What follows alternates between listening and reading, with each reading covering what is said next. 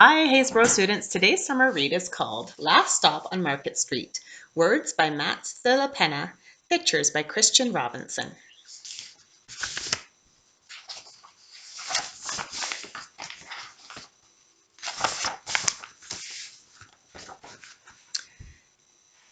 CJ pushed through the church doors, skipped down the steps. The outside air smelled like freedom, but it also smelled like rain, which freckled CJ's shirt and dripped down his nose. He ducked under his Nana's umbrella, saying, "How come we gotta wait for the bus in all this wet?" "Trees get thirsty too," his Nana told him. "Don't you see that big one drinking through a straw?" CJ looked for a long time, but he never saw a straw. From the bus stop, he watched water pool on flower petals, watched rain patter against the windshield of a nearby car. His friend Colby climbed in, gave CJ a wave, and dove off with his dad. "Nana, how come we don't got a car?"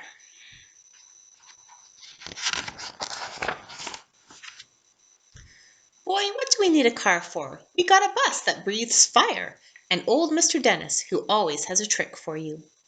The bus creaked to a stop in front of them. It sighed and sagged, and the door swung open.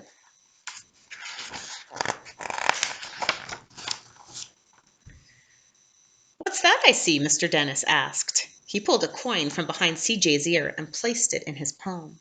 Nana laughed her deep laugh and pushed CJ along. They sat right up front.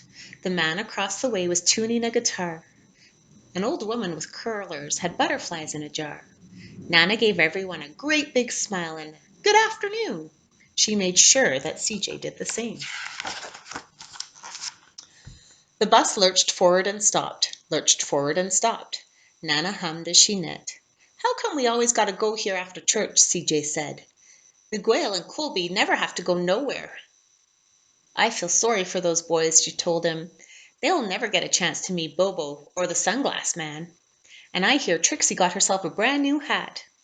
CJ stared out the window, feeling sorry for himself. He watched cars zip by on either side, watched a group of boys hop curbs on bikes. A man climbed aboard with a spotted dog. CJ gave up his seat. "How come that man can't see?" "Boy, what do you know about seeing?" Nana told him. "Some people watch the world with their ears." "That's a fact. Their noses, too," the man said, sniffing the air. "That's a mighty fine perfume you're wearing today, ma'am."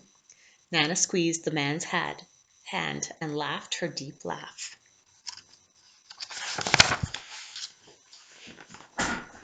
Two older boys got on next. CJ watched as they moved on by and stood in the back. "I sure wish I had one of those," he said. Nana set down her knitting. "What for? You've got the real live thing sitting across from you.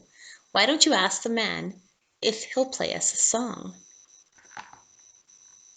CJ didn't have to. The guitar player was already plucking his strings and beginning to sing. "To feel the magic of music," the blind man whispered, "I like to close my eyes." Nana closed hers too. So did CJ and the spotted dog. And in the darkness, the rhythm lifted CJ out of the bus, out of the busy city.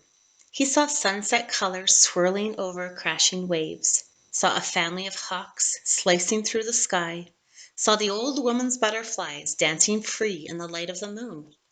CJ's chest grew full, and he was lost in the sound, and the sound gave him the feeling of magic.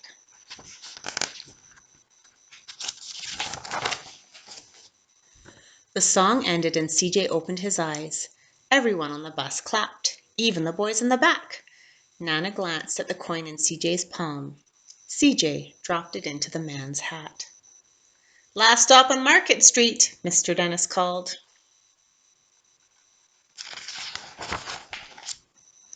CJ looked around as he stepped off the bus. Crumbling sidewalks and broken down doors, graffiti-tagged windows and boarded-up stores. He reached for his Nana's hand. "How come it's always so dirty over here?" She smiled and pointed to the sky. "Sometimes when you're surrounded by dirt, CJ, you're a better witness." for what's beautiful.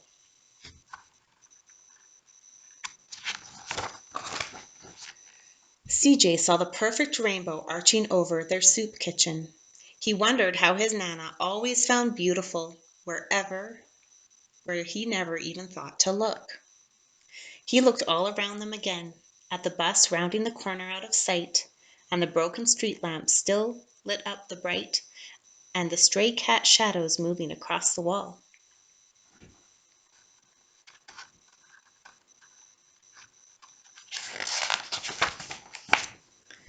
When he spotted their familiar faces in the window, he said, "I'm glad we came."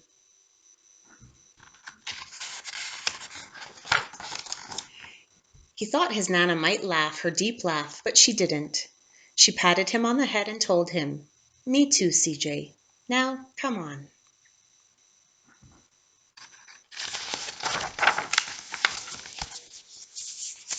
The end. Have a great night.